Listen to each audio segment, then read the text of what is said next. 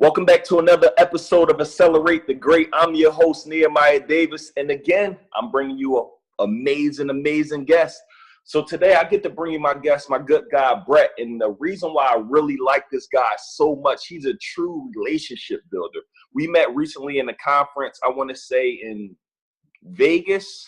And then we met again at another conference in Tennessee. So I don't like to keep meeting incredible people and not really moving forward and actually making something happen. So this guy has raised several $1 million in his various businesses, has helped several other people raise several $1 million. And what I really love about him most is his aspect on relationship building. Him and I have a common interest in building relationships and helping people succeed. So I said, Brett, please, bro, I need you on the podcast. I need you to share some of that game. I need you to share some of your strategies. I need you to share some of your insights with my audience on building a great relationship and then building a business the right way so you can position it to, one, possibly be acquired, or two, just be able to raise funds. So without further ado, I want to introduce my friend, a friend-tor, all-around amazing leader, entrepreneur, world traveler, and connector, Brett to the live. What's up, good brother? What's going on, man? Thanks for having me. Hey, man, happy to have you here, man. How's your day going? It's going well. I like that. Did you say friend-tor? Yeah, friend-tor. Yep. That's somebody you can learn from. You know, is that coined? Was you coined? No, it's not coined. It's funny. I got it from a friend, and someone messaged me saying, "Hey, that's my term." I'm like, okay, I like. No problem. I love the term friend-tor, mentor. Just friend-tor is someone who you can learn from, who you can grow with. So I just really enjoy you utilizing the term. I don't know the exact person's name that he coined it, but I love the term. So awesome, man. So Brett, the thing that I noticed about you, you and I, we met at Funnel Hackers Live, and you're just a relationship guy, man. And so many people now, I feel like they approach relationships wrong. It's just immediately, what can I get out you? Let me pick your brain. How can you help me? How can I do this? It's never, hey, what can I do for you? How can we actually build a mutual relationship? How can we help each other win? I want you to kind of, in a minute, we'll go into the story about how you kind of got started where you are, but I want you to touch on that very quickly. How do you build a proper relationship? Yeah, so I think, like you mentioned, the average person sees what they can take from a person. And it's particularly hard when you're first getting started, right? Because you have very little to offer, or at least you feel like you have very little to offer, and you need a lot from a lot of people, right? So it's hard to overcome that mindset, particularly when you're new. And a lot of people, they would look at someone like yourself or, some of the guests that you have on the show, and they say, well, it's easy to add value when, you've accomplished X, Y, and Z, and you already know all these people. But obviously we all got started from nothing, right? Like, I don't know your story maybe as well as you've shared it on the show, but, for me, I came from a township of 600 people, which means it's so small that they can't make it a city. Legally, it's not a city. So I came from a township of 600 people. My dad was a cop and my mom was a teacher, which sounds super cliche, but it's just, that was my reality, right? So I don't even think I knew anybody growing up that made over 100,000 a year. I certainly didn't know any entrepreneurs growing up. And I grew up in Minnesota, so I didn't have proximity to any sort of significant, really anything. So I started building my network from nothing, right? And so I had to learn how to do it from nothing. And so I think the average person sees what they can take. I think the above average person seeks to add value first. The exceptional relationship builder adds value repeatedly and doesn't expect anything in return. But then the outstanding relationship builder, which is like a fraction of a percent, is the people who add value repeatedly, don't expect anything in return. And then when the other person offers to reciprocate the value, because all high quality people want to reciprocate value that they've gotten from others, when they offer to reciprocate the value to you, the outstanding relationship builder would, instead of taking that value for themselves, they would recycle the value onto somebody else in their network where there's mutual value to be added between the two, right? So by doing that, you become not only like a go-to or a plug, right, for all these high quality people in your space, but you also become known as someone who's selfless, someone who is of, high moral standard. It's crazy all the other things people attach to your name. If you just, focus on how you can help other people above and beyond yourself at all times, And a lot of people think, well, if all I'm doing is helping other people, then, when is it my turn, right? And the reality is that by doing it this way, by building relationships this way, you'll get to the point where people will start paying attention to you, and they'll start paying attention to how they can help you, and they'll help you without your permission, right? And they'll start, because here's the thing: if you're adding value to the wrong people, right? If you're adding value to low quality people, they'll just take from you, and they'll abuse that. But if you're adding value to the right people, high quality people, they're not just going to sit by and let you help them and never do anything for you back, right? So I've had people add me as equity partners in their business without telling me. I've had people like cut me in on deals without, them telling me. So people are constantly trying to help people who are helpers, and add value to people who added value to them first. So you don't really have to worry about that. It does come back around, and it almost comes back around, in my opinion, tenfold. So, but relationships are absolutely everything in business. And if more people built relationships the right way, I think that they'd be astounded at how fast they can accelerate their success. Wow. Jeez, that's the nugget right there. You just gave, that was a life degree, right? Something that you can apply that can literally transform your life. And just to add, I know you didn't touch on it, but that's the law of reciprocity. Whatever you put out, you got to get it back. It has to come back to you. It's the law. If you put out good over and over and over and over again, eventually it's going to come back. If you planting seeds in soil, in watering it every day, at some point in time, the fruit from that tree has to grow. So I really like how you kind of touched on that. And I think that's something super important that people must take action on. That's huge. So for you, I mean, tell us a little bit about Hive. You have built companies that have been acquired. You've raised funds for several other companies.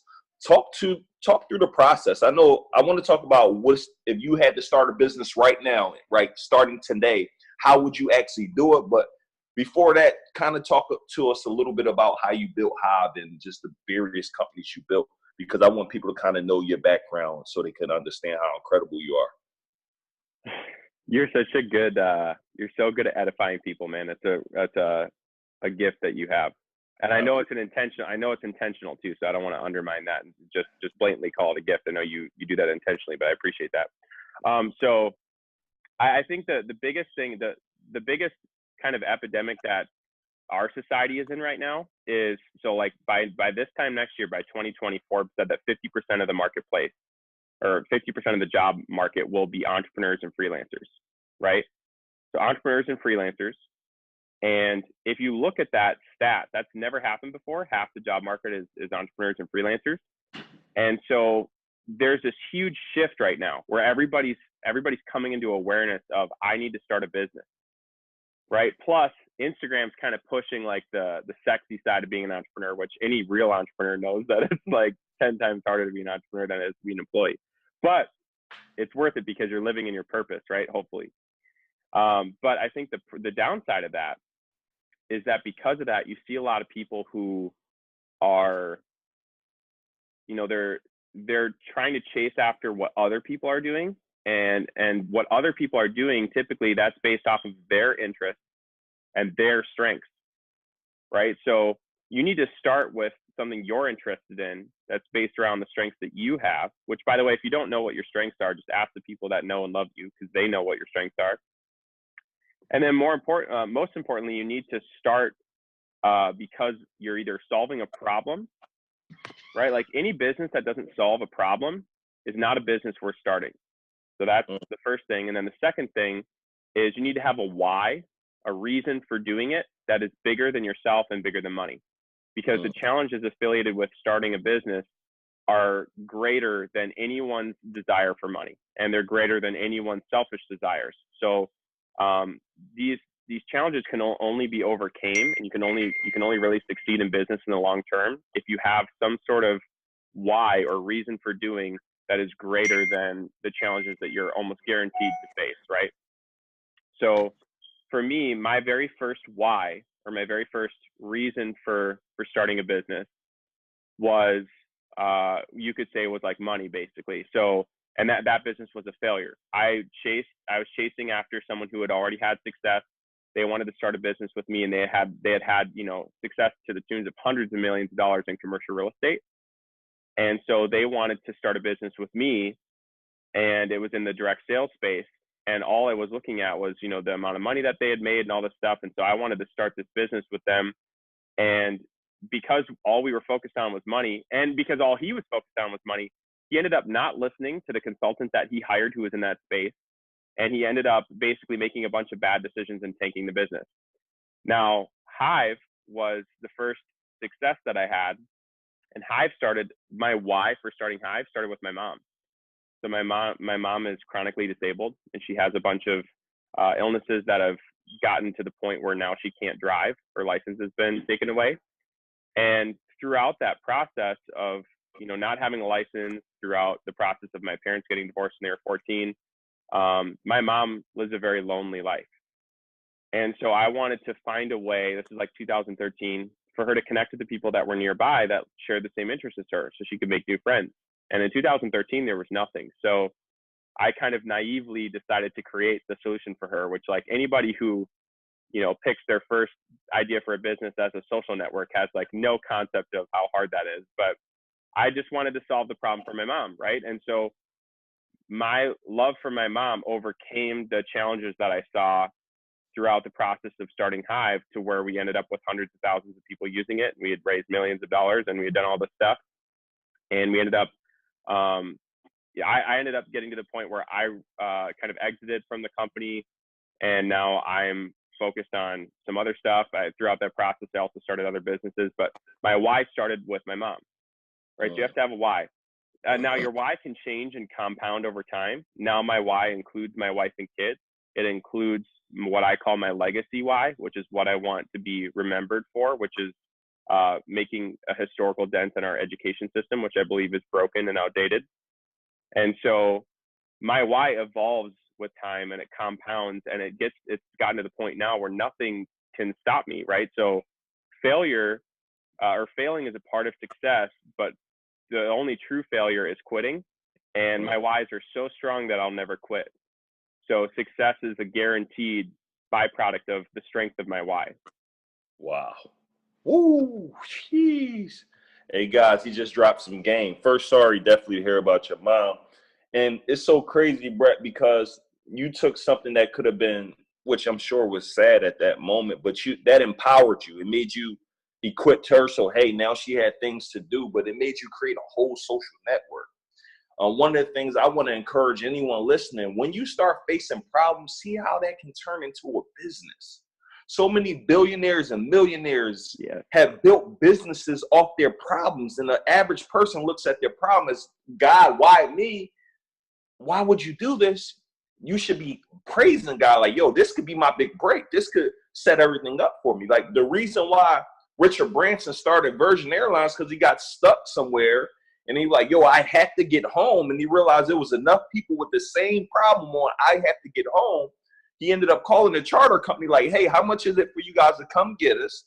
And then he realized, voila, that's a business. Now you built a multi-billion-dollar business off of something that was a problem. So if you're listening to this, I want you to start looking at your problems as opportunities. Most inventions that were started was because of an opportunity.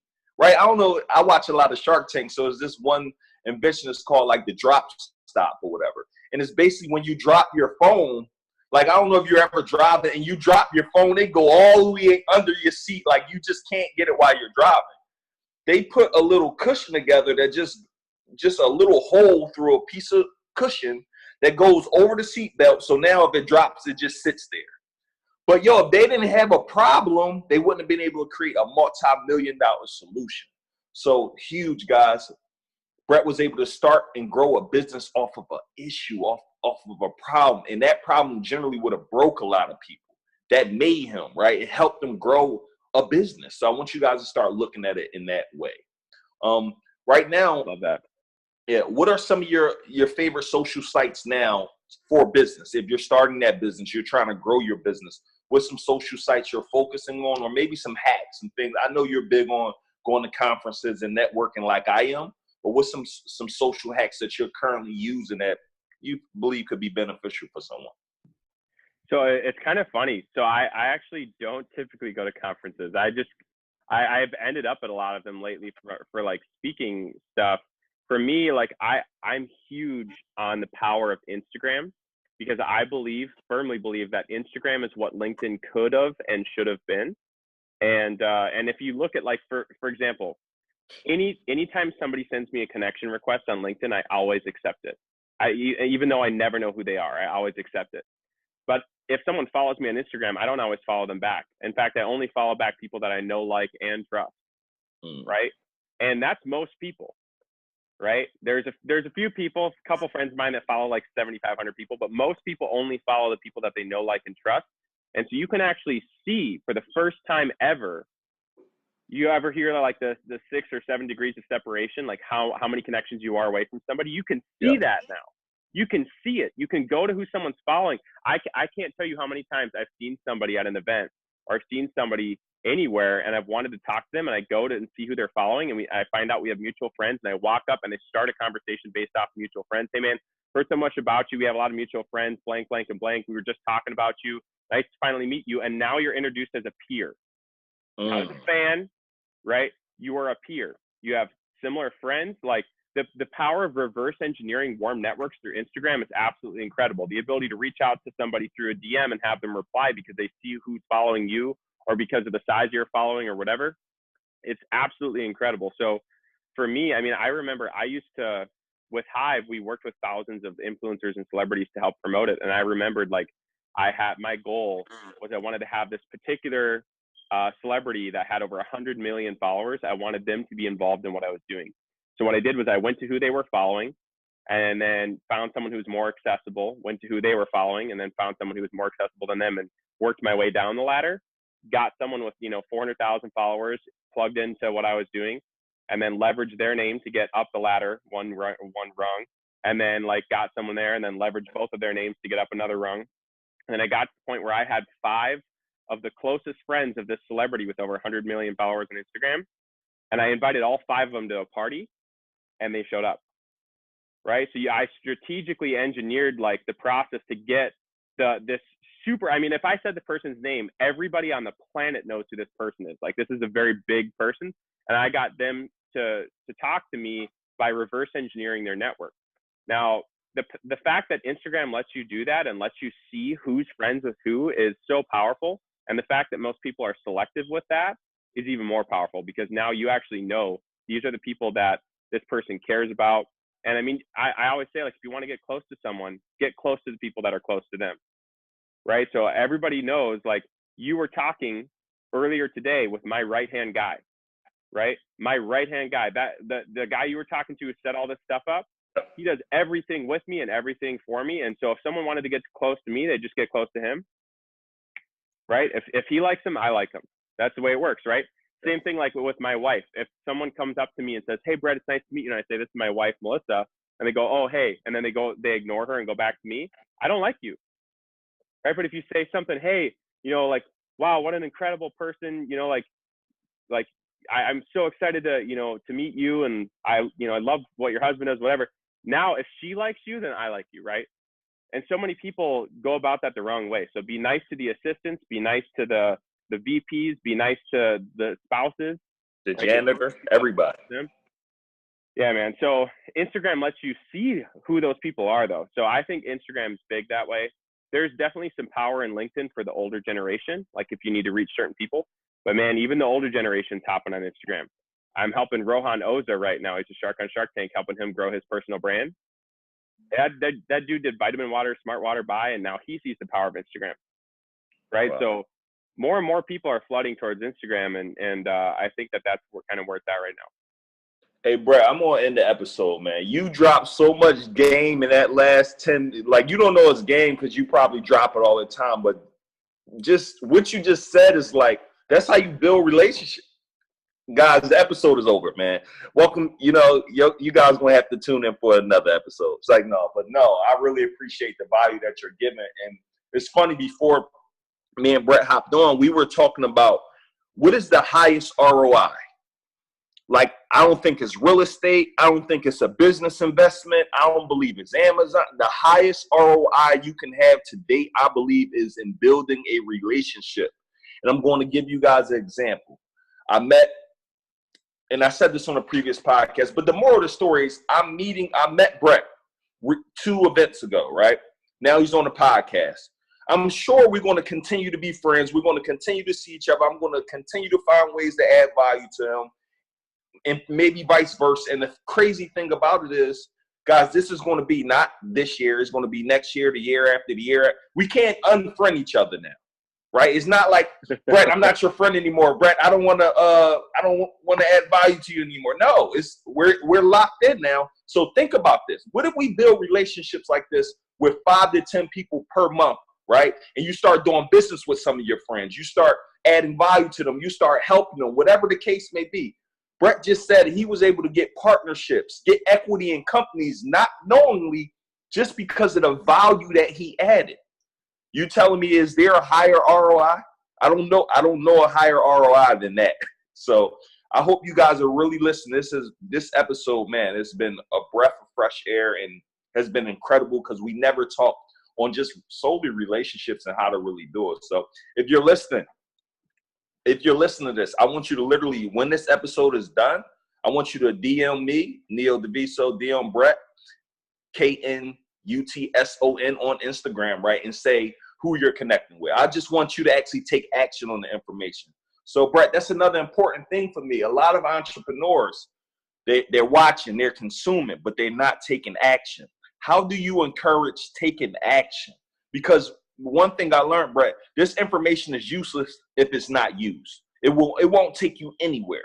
So how do you encourage just taking action? Like, what is that thing? Because a lot of people are stuck like, I got it all together, but I'm afraid, or I'm trying to raise this, I'm trying to do that, and they never start. So how do you encourage someone to be an action taker? Yeah, man, the biggest gap in the world is the difference between what people know and what they apply. Say that one more time. That hit you like, yeah, exactly. Jeez.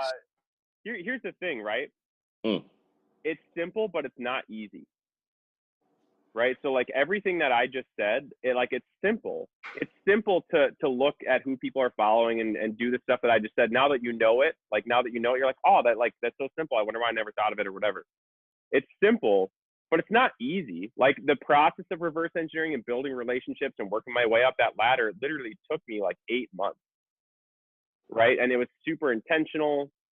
By the way, one of the worst things that one of the most well-meaning and horrible ways to hit somebody up is, man, I'd love to help you. Let me know how I can help. Right? So people like Nehemiah, like people that are busy and doing stuff at a high level, let me know how I can help. First off, we don't have the time to figure out how you can help. Second, we don't know how you can help. We don't know what you can do to add value. So it's well-meaning. I like the heart behind it, but it's done wrong. And I get hit up every single day of people like, hey, yo, let me know how I can help. It's like, dude, I don't know how you can help. Whereas if somebody says, like, I had somebody hit me up the other day and they said, hey, let me know the next time you're speaking, I'm going to fly out and film you speak for free and give you the stuff to put on your social media. That's a specific example of like, here's how I can help. And you're like, just let me know and I'll be there. Right. And that was brilliant. That person got like a very close relationship with me because of that. They also got a lot of value because they followed me around all day and heard me talk to God knows how many people about everything. And so like, that's very specific. Right. I had another person offer to like build a website for me. And here's the thing, if you don't know how to build a website or you don't know how to operate a camera or whatever, base it off of your strengths, figure out a way you can add value. Sometimes the best way to add value is by making an introduction. Maybe you're not the person who can help, but maybe you know someone who could, right? That's great. So ultimately it comes down to it's simple but not easy, but it is simple. And the first step is to just move, like take the first step. And if you don't have the motivation, it's because your why isn't big enough. You have to have a why, like I said, that's bigger than yourself and bigger than money, especially if you're living in a fairly comfortable situation, right? Like for me, before I started my second business, before I started Hive, I was making a healthy income doing sales and I almost didn't want to leave it. But my why was so big and so compelling that it moved me out of a comfortable situation into a very uncomfortable situation where I chose to go from making six figures to sleeping on a floor in an illegally modified 1,200 square foot house with 23 other people for over a year trying to raise money in Silicon Valley. Like, your why needs to be bigger than money and bigger than yourself, and you'll find a way. Jeez, gosh. And I'll just add, that's the key. I mean, Brett, you said something. The problem, I'm gonna be honest, half the people who may hear it, they're not gonna do it because, oh, it's costing me time. Oh, it's costing me money. Oh, I don't want to fly out. That's my time. No, you do those things because guess what? If you do that over and over again, and Brett really likes it, he might bring you on to be the full-time videographer, right? So many That's people exactly what happened. Yeah. So many of the people right now, Brett, who I personally pay on a monthly basis, they gave their gift away to me first, right? And they did it over and over and over again. Might have been a month, might have been 2 months, might have been 3 months. But after they did it so many times, guess what happens? You're like, oh, I actually can't live without this now. I have to have a video. Yeah, exactly. It's like, yo, I have to have it. So I'm gonna give you an example, and this is a low. When I say low level, I mean a easier barrier to entry. My barber was cutting my hair, and he was just super busy. So I called this other young man who he's my little mentee. I'm like, yo, can you come cut me? He's like, where? At your house? Yeah. He got here in about an hour. I went to go pay him. I had $100. I said, huh, man, for your time, you kind of helped me out. I had to fly out. He said, no, thank you. I'm like, no, thank you. From that moment he said, no, thank you, he had been cutting my hair ever since. But now I pay him. And now I got him going to like 2-3 other people's homes.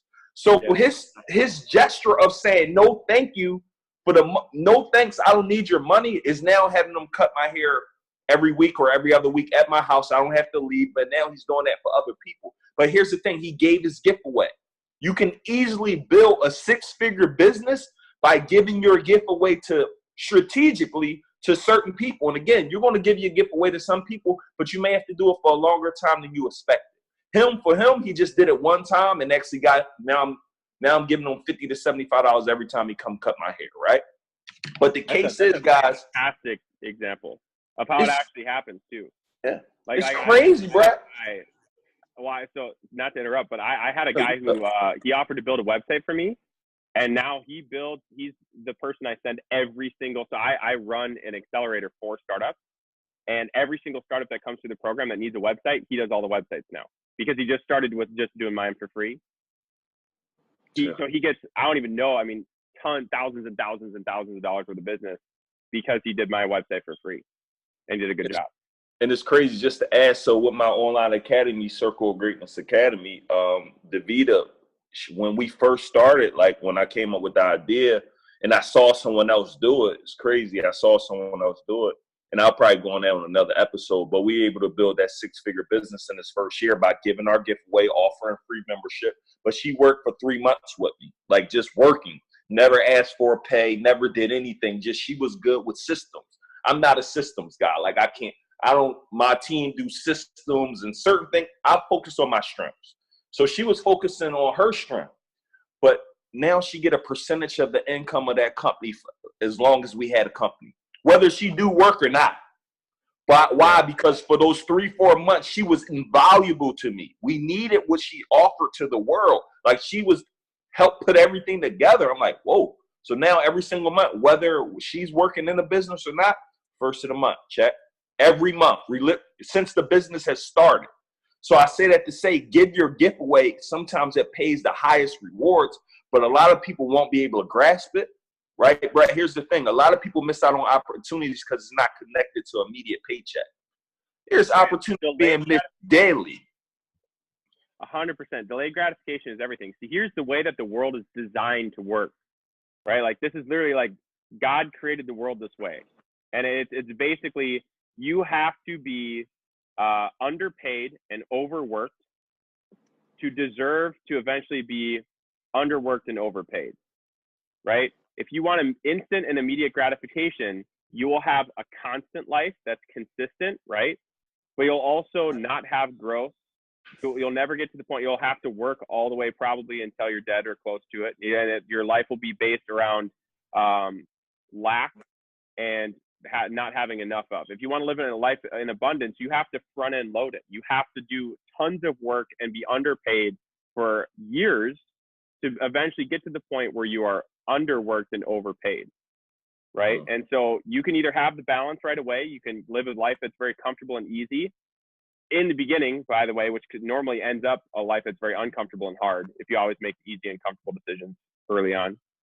Or you can make the uncomfortable and hard decisions early on, which oftentimes meaning going without a paycheck or helping out other people and not getting anything back in return, and making those decisions over and over and over, and being smart about it, right? Making sure you're helping the right people, like you said. And then eventually you'll be underworked and overpaid.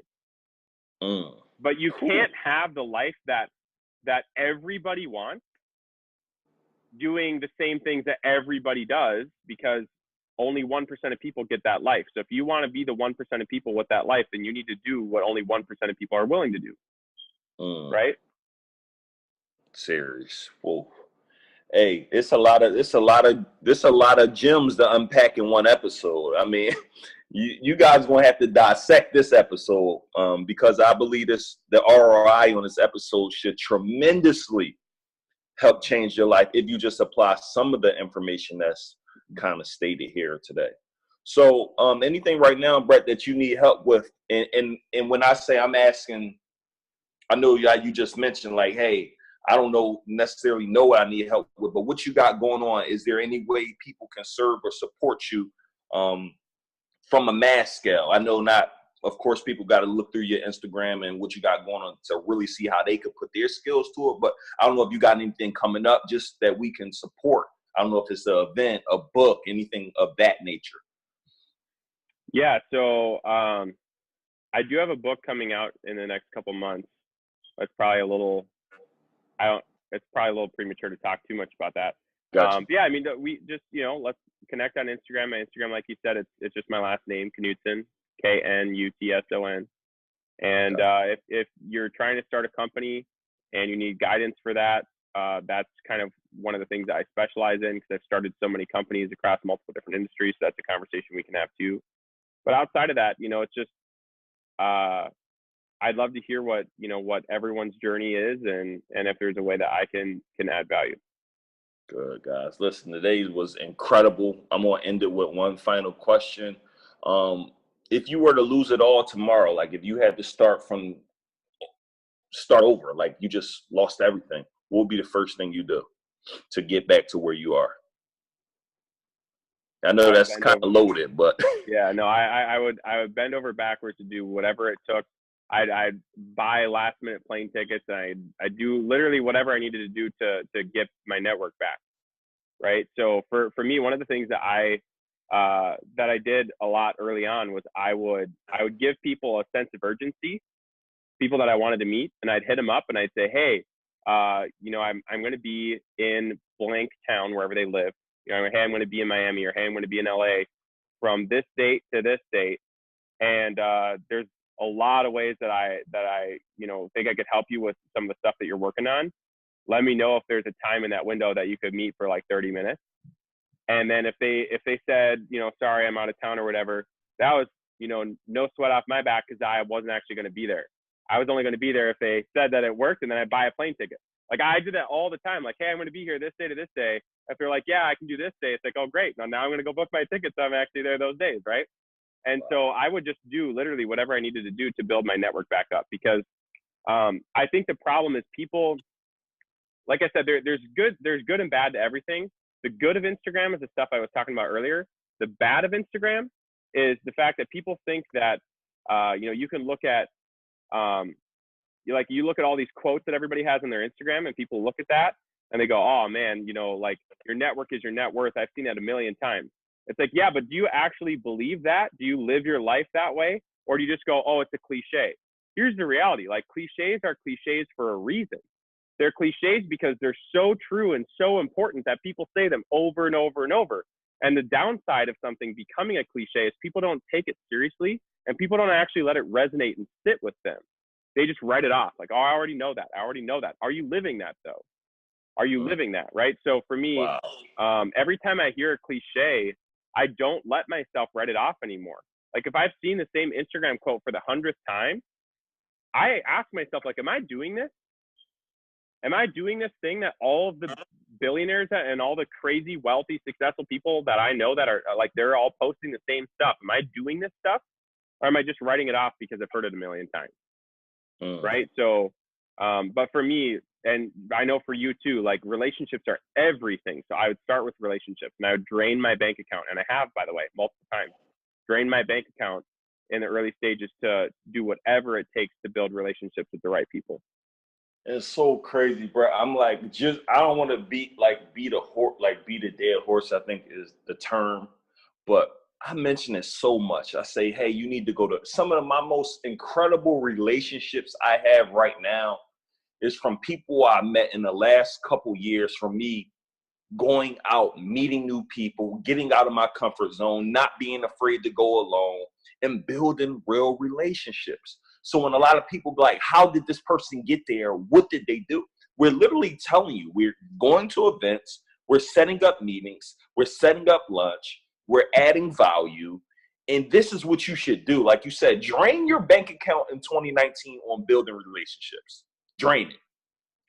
If you want your 2020, your 2021, and the years behind to be filled with opportunities, filled with favor, filled with income, filled with getting to the next level, filled with just a quality network, you need to get in those rooms, add value, and just take action daily. So I want to say thank you, bro. This episode has been absolutely incredible. You dropped a whole lot of game. So I just want to say I'm super valuable, super grateful. And thank you for being valuable. You give so much value. It's absolutely insane. So thank you, bro, for sure. Thanks for having me, man. So listen, guys, what I want everyone to do, and definitely rate and review this episode. I think it's going to be one of the most incredible episodes we have. I think they're all great, but this one did something special. It was dope. It was just really about getting to the next level, tactical, like things you could literally go do tomorrow, like not tomorrow, today, right? Sliding someone DM, see how you can add value. Like, Brett said, don't go asking them, how can I serve? Utilize your skill set and you create videos, create them a montage of their work, send it to them, right? Whatever you do, find a way to give that away to someone. You're a barber, I want you to reach out to influencers you want to learn to, offer to cut their hair for free. Now they're in your chair for an hour, right? It's just, you have to get real creative right now to make things work. So what I want everyone to do, guys, please go follow my brother. That's Knutson, Knutson, on Instagram, right? Go just drop him a message, drop him something on his page, say I tuned into the podcast. I want everyone who comes on our podcast to get showered with love. When Brett does drop his book, I need everyone to support that. So look out for that in a month, right? If you're listening to it now, look out for it. It might be out now. So with that being said, guys, I want to say thank you. Thank you, Brett, for joining us today, guys. And I want to say thank you, everyone, for tuning in to another episode of Accelerate the Great. We intend on improving every single day. I'm going to continue to find some of the brightest minds in the world. Like, listen.